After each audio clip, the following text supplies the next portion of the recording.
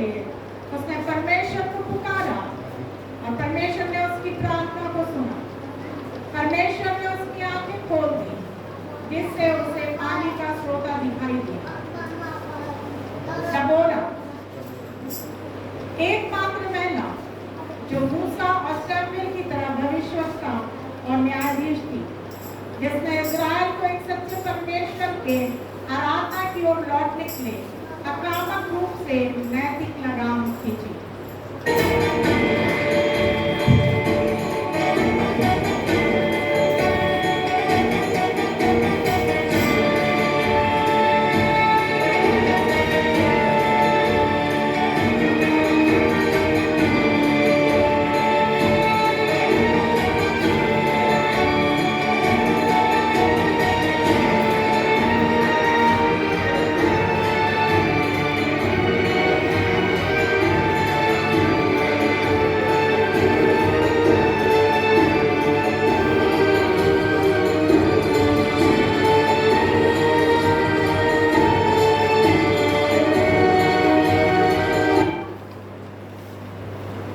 कबीता जो डोरकास कहलाई अपने अच्छे कार्य और दान के लिए जानी गई। वो कपड़े सीकर गरीबों और विधवाओं की सहायता करती। एक गरीब विधवा जिसने अपनी पूरी जीविका को 2 तांबे के सिक्के को प्रभु के पास ले आई और उत्तम दान प्रभु को भेंट किया।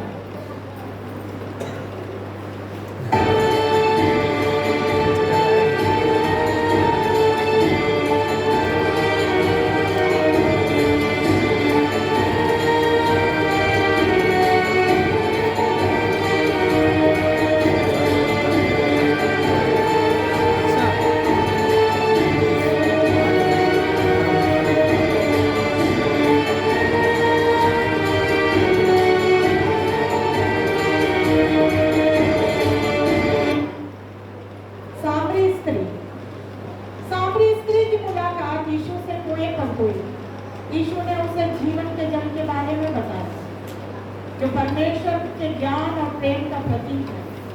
सामरी स्त्री के द्वारा यीशु हमें सिखाते हैं कि वो सब लोगों से प्रेम करता है, चाहे वो किसी भी जाति या धर्म का क्यों ना हो। राहेल याकूब की शादी करने को धैर्य से इंतजार किया। आरब में निसंतान थी। याकूब की प्यारी और खूबसूरत पत्नी ने परमेश्वर के लोगों की वंशावली को आगे बढ़ाया।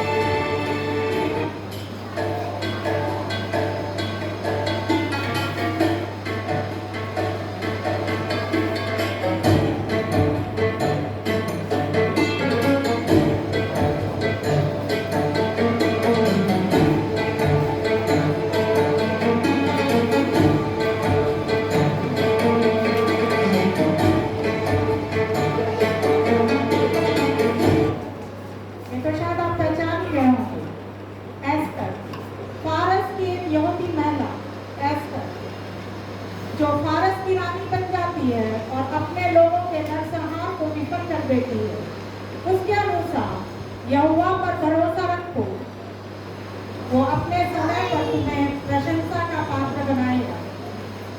मरियम मगदलीनी।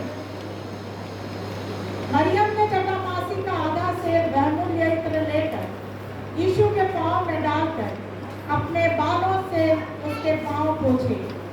ये यीशु के प्रति उसका प्यार और आदर था।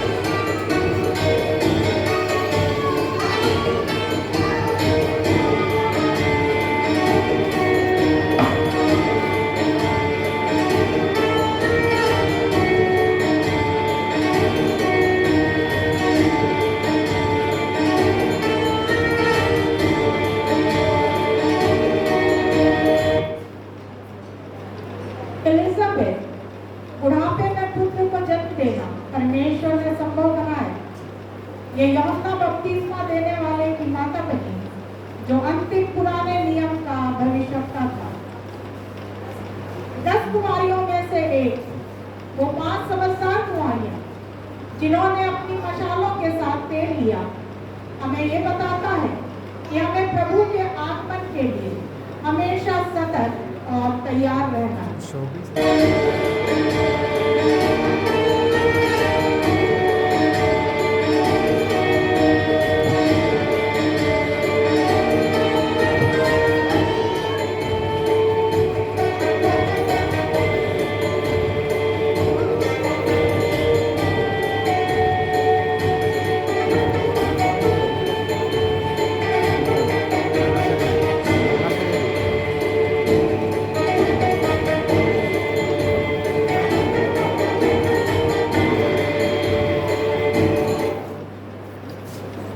प्रसन्ना आरंभिक चर्च की सबसे प्रभावशाली महिला में से एक है।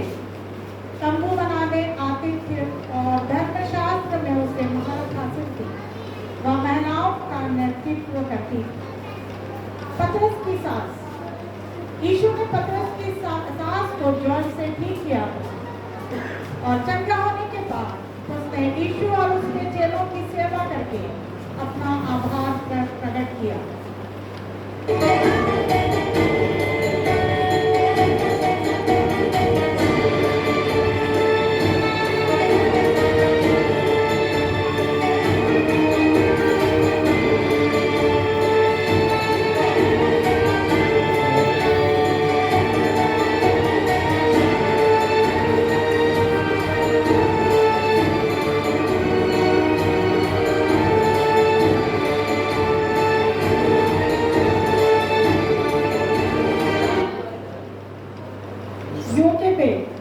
मूसा की माता, जब उसने मूसा को खतरे में देखा तो योकेबेद ने उसे 3 महीने तक छिपा कर रखा।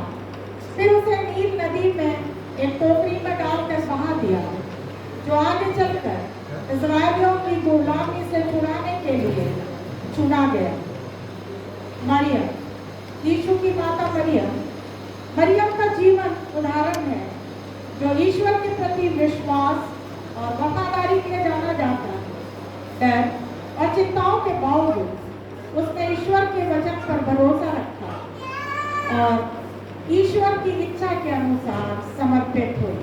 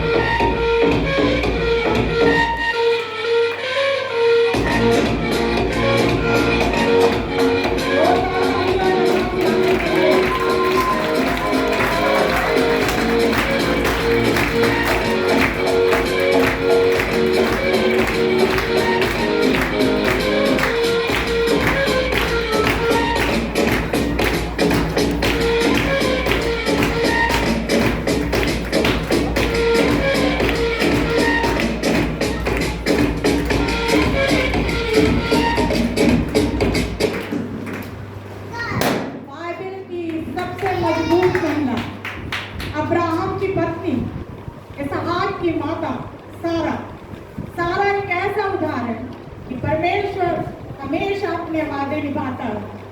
परमेश्वर ने अब्राहम से वादा किया कि वह एक पुत्र को जन्म देगा, तो सारा की प्रजनन क्षमता खत्म होने के बावजूद सारा ने 90 साल की उम्र में इसहाक को जन्म दिया और वो कुल माता ठहरी। अब आप सबके दिमाग में ये बात आ रही होगी कि हमने कैरेक्टर को आपके सामने प्रस्तुत कर दिया। ये कोई बहुत बड़ी बात नहीं है बाइबल के हर एक कैरेक्टर को लेके उनको ड्रेसअप करके खड़े करना। लेकिन क्या आपको एक बात इसमें समझ में आ रही है? आप अगर इन सारी स्त्रियों के जीवन को उनके रील एक्टर से अगर आप रिलेट करेंगे तो आपको उनका असली जीवन समझ में आएगा। हमारे पास खन्ना की तरह एक प्रार्थना करने वाला जीवन, दूध की तरह अपने सास ससुर की सेवा करने वाला, एस्तर की तरह अपने परिवार को आगे बढ़ाने वाला, योकेबेद की तरह अपने बच्चों को मूसा के जैसे तैयार करने। ये जितनी सारी स्त्रियां हैं, सबसे अंत में हमारी सारा, जिस दिन से इस भवन का की नींव रखी गई वो किसी कलीसिया में और इस कलीसिया के लिए आशीष का कारण है। ये महिलाएं, ये जो इस भवन की एक एक ईंट है, आज हम 25 ईयर को सेलिब्रेट कर रहे हैं। ये इस कलीसिया की मजबूत दीवार। और जानते हो, जब आप सबने घर बनाया होगा, देखा होगा, जब एक दीवार बनती है तो बीच में ईंटों को जोड़ने के लिए हम क्या करते हैं? सीमेंट लगाते हैं। और वो सीमेंट है हमारी संस्कृतियाँ।